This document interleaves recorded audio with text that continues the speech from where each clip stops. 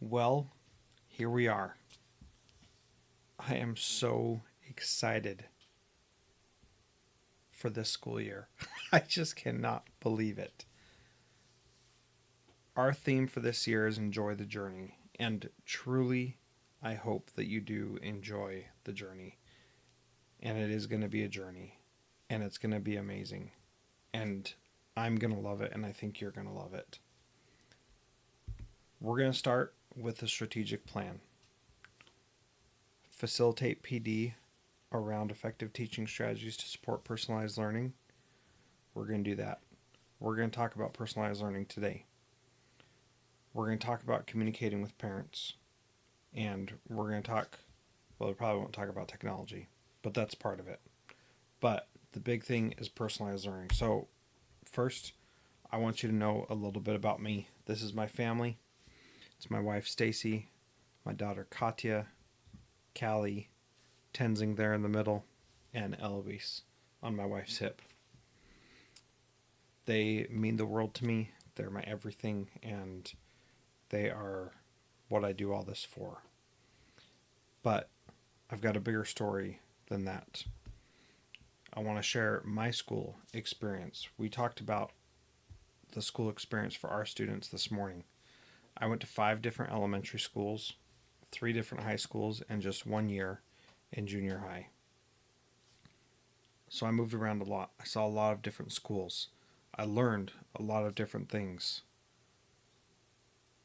And overall, I struggled pretty hard, especially in high school. I barely graduated from high school, and I was very lucky to even get into college. I applied to 1 2-year university, or not university, it was a 2-year community college, and I got rejected. And I thought, well, I guess college isn't for me. But a woman who could see my potential when I couldn't see it recognized that I needed another chance. And so she wrote a letter asking them to please reverse their decision and let me in, and said, Jethro needs this and he will make you proud or something. Honestly, I don't know what she said. But what I do know is that she made it possible for me to go to college. And I would not have gone if it wasn't for her. And I still struggled in college. I barely made it through my first year, was 11.11 GPA points away from academic probation. But after spending 2 years in Russia and maturing quite a bit, I was able to graduate. And what I learned during that time was that you always have to be improving, and you can never stop. You always have to find ways to improve yourself and become better. And that is my mantra. That is what I live by. I am reflective almost to a fault, and I think about how I can improve all the time. And that is what I do. And every day I try to find something that I can improve on. Now, because I'm working with you, I'm going to be pushing that mindset on you as well. And maybe that's good, maybe that's bad. I'm not exactly sure, but it's what I know how to do, and it's what I know brings success to you as teachers. And I do it in a kind way. Now, also, because I'm your boss, that can create some awkward situations. And it can be challenging for you to know how to talk to me about things. So I created these communication cards. These will be hanging on my door all throughout the year. And they are a way for you to know how to start a conversation with me, to help you communicate with me, but more importantly, to help me understand what you're trying to communicate. Now, the reason this is important is because we can misunderstand each other very easily. And that has already happened. But I'm going to give you the key today in how to talk to me. As I left Kodiak Middle School, I asked my teachers for advice that they had for me. One teacher that I butted heads with every couple months, we got in some disagreement about something, and she was pretty hot-headed and would escalate very quickly. And she said, that storyline card is magic. So I'm going to explain these to you, and I'm going to save the storyline for last because that is the best one. So the first one here is I made a mistake. I've got others. I'm just going to go over these three because the other ones I think are a little more self-explanatory. The first one is I made a mistake. You bring that card, come to my office, pull that off the wall, and you hand it to me and say I made a mistake. That is a cue to me to listen and try to understand what mistake you made and try to find a way to help you resolve it. The next one, I need help solving a problem. Now, a lot of times it's really easy to come bring a problem to the principal and say, solve this, fix it. I don't believe that that really helps you get better. I think that that makes it more difficult for you to solve your problems in the future. I use this with kids as well because learning how to solve your own problems is empowering and makes you the expert. What that card tells me is that you've tried other things or you haven't. You've thought about other things or you haven't, but it's something that you don't feel that you can do on your own. So I go into problem solving mode and I start spitting out ideas. I am great at coming up with ideas, and I can solve any problem 100 different ways. And I feel very fortunate that that is the case. But that's me coming up with ideas. I'm a sounding board. It's still your problem. It's still your issue. My job is to help you solve that. Now, the final one is the most important one. And this one will change your life. It'll change your marriage. It'll change your relationship with your kids. It'll change your relationship with anybody if you use this right. The reason my teacher said the storyline card is magic is because it tells me how to respond when you have a storyline. And it is marvelous. So let me explain how it works. First, we have to recognize that sometimes I'm going to look at you a certain way or say something a certain way, and you're going to start telling yourself a story in your mind. And as you tell yourself that story, you're going to start believing that that story is true. And you're going to go through this process, and you're going to think, yes, this is what Jethro's thinking. Jethro was mad at me because he looked at me sideways, and now I know that he's frustrated and upset, and I can't go and ask him this because he told me no last time. And you start spinning this thing out of control, and it takes over your life, and you start believing the crazy things that you're telling yourself, even though there's no basis for them, and all you're basing it on is a look from a guy who can't even control what his face is doing. It's damaging, it's hurtful, it ruins relationships. So what the storyline card allows you to do is come to me and say, Jethro, this is my storyline. This is what I think is going on. And then that also allows me to tell you the truth, exactly what is happening. Now, there's one thing you need to understand about this. When you give me the storyline card, I give you permission to tell me what's bothering you. You can say just about anything you want. I am not allowed to get mad, upset, offended. That is my own personal integrity issue. I cannot get bothered by that. When you give me the story card, you are also giving me permission to tell you the truth about what is going on.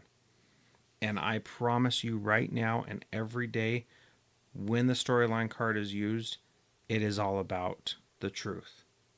Now, 99 times out of 100, your storyline is wrong. You tell yourself these things because of your own weaknesses, your own insecurities, your past interactions with administrators. 99 times out of 100, the storyline is wrong. The reality is, I don't judge you. I don't think that you're not doing the best that you possibly can. I don't think you're a slacker or weak or anything like that. But I do need to tell you the truth. And that is my own personal integrity issue as well. If the storyline card is there, I need to tell you what's going on. I'm a very blunt, direct person. That can set people off. Some people don't like that. The storyline card gives us both permission to tell our side of the story and make sure we understand. Now, the reason the teacher said that this was magic was because it's magic. Because when she gave me the storyline card, she could get off whatever was on her chest, and then I could tell her what was really going on, and we could move on. Now, one quick example of that. I came into her classroom, did an observation, left, and didn't say anything. She was not doing what she should be doing as a teacher, and thought that I was totally judging her and that I thought she was a horrible teacher because there were some kids who were unruly and she was allowing them to continue to be unruly. She felt horrible about it, came in and gave me the storyline card and shared how she was feeling and thought that my looking at her was making her upset. Or that my looking at her was me saying that I was upset with her. The reality is, though, is that I got into her room, I did an observation, and right as I got going, I got a text that another student down the hall was throwing a fit. And the frustrated look on my face was knowing that this poor student was in crisis and I had to go deal with it yet again. And it had nothing to do with that teacher. And she just thought that I was just disgusted and left. When really, I need to go deal with a crisis. And I got my serious face on because a kid was in crisis. And that happened numerous times. And after a while, she started to understand how I acted, what I was like, and the storyline card gave her insight into what was going on and what I was thinking. I want you to use these cards. These cards tell me how to act. There's one that says I have a crisis in my personal life.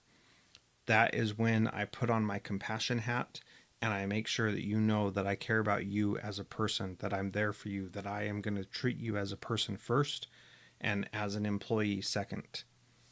That's my commitment to you. That's why I made these, because I want to serve you.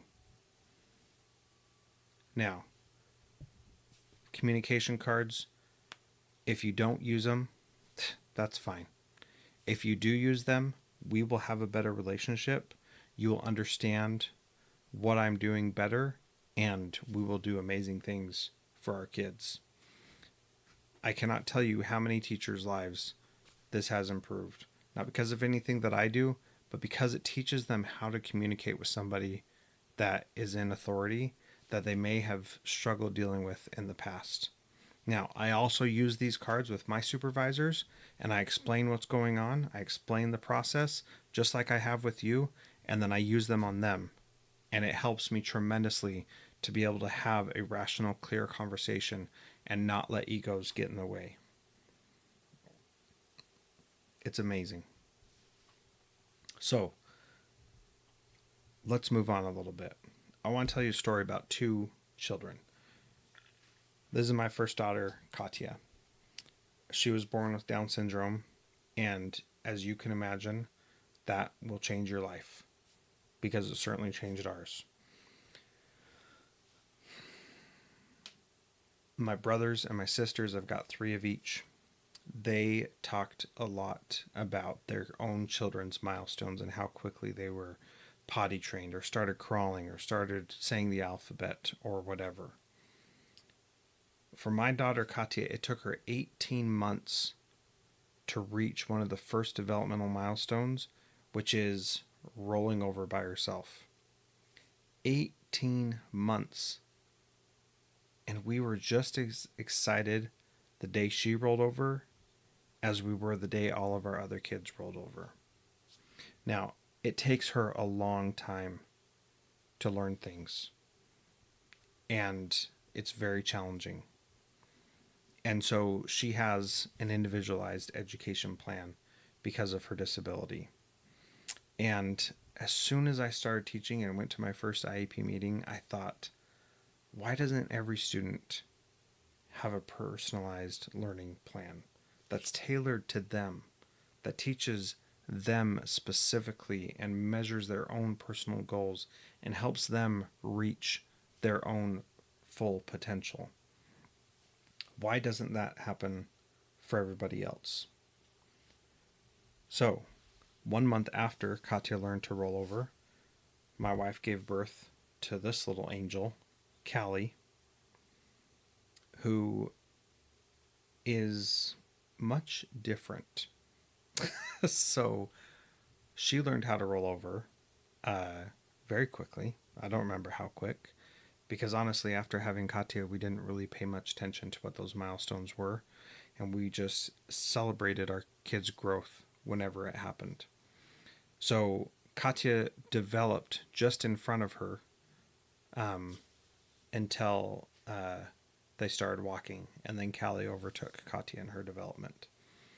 Now, as has started school and is learning her different things, I've been asking, why does she not have a personal learning plan for her like my daughter has an IEP? Why can't she have goals that are tailored to her, that push her and help her grow in the same way that my other daughter has goals tailored to her? And schools get a lot of money for my other daughter because she's intensive, and they have a law that says that she needs these resources. So we make sure that that happens. But at the same time, Callie is getting a generalized education that sometimes meets her needs and sometimes doesn't. And more times than not, she's pretty bored in school because she's not being challenged. Because she's a pretty smart girl. She gets that from her mom, and she's really good in school and does a great job and never causes a problem and just gets her work done. And that's wonderful. So fast forward now, Katya is going into 6th grade this year and is developing in amazing ways that are just wonderful. But she is on one end of the spectrum and not even all the way on that end. And Callie is on the different end. This is her last year. She did reading counts in her last school and could track her reading, and she read over 3 million words as was recorded in that program, and over 120 books. Now the reality is that program did not track every book she read, because you take a quiz and that's how you figure out whether or not you read it. And there were many books that they did not have quizzes for. So I believe that her number of books read that year is certainly much closer to 150. But there's some cold hard data for you right there. 3 million words read, 121 books. And what is being done to personalize education for her? Now, I've told many of you that I came up here because of personalized learning. I've been trying to do this in every school that I've worked in, and I've always had to ask for forgiveness when I push the envelope too far. And I cannot tell you how exciting it is for me to finally be able to do what I know is right for our kids, and to have the superintendent and the district leadership say, this is the direction that we're heading, and to have the board say personalized learning is part of our strategic plan for the next 3 years. That is amazing. Now, let's talk about what the plan is for personalized learning here at Tanana.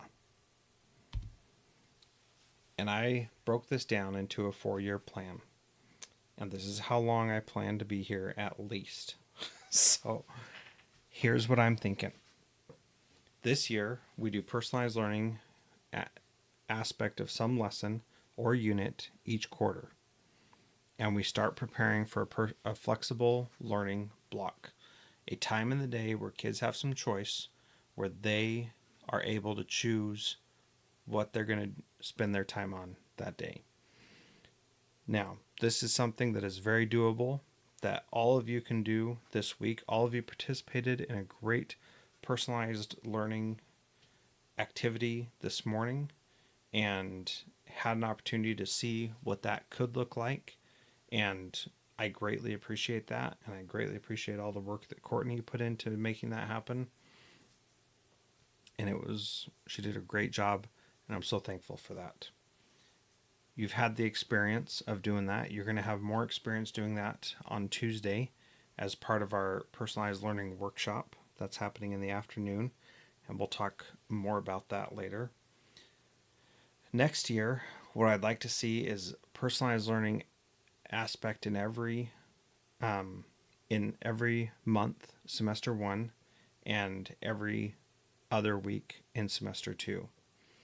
I want us to implement a flexible learning block and start piloting a personalized learning plan for each student. 19 and 20, personalized learning and aspects in every single lesson, expansion of flexible learning block, and a personalized learning plan for every student. 2020, 2021, we need to be ready to not have a bell schedule, specific course classes, and we need to have student-driven, standards-based lessons delivered based on data, student need, and preference. That's where we're going to go in 4 years. Take a minute and talk at your tables about your thoughts about that. I'll give you about 5 minutes.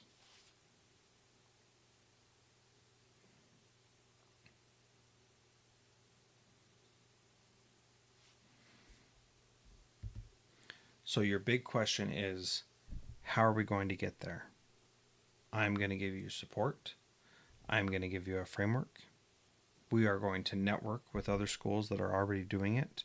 We are going to virtually, at the very least, visit those other schools and invite them to visit us and give us support. We are going to go one step at a time.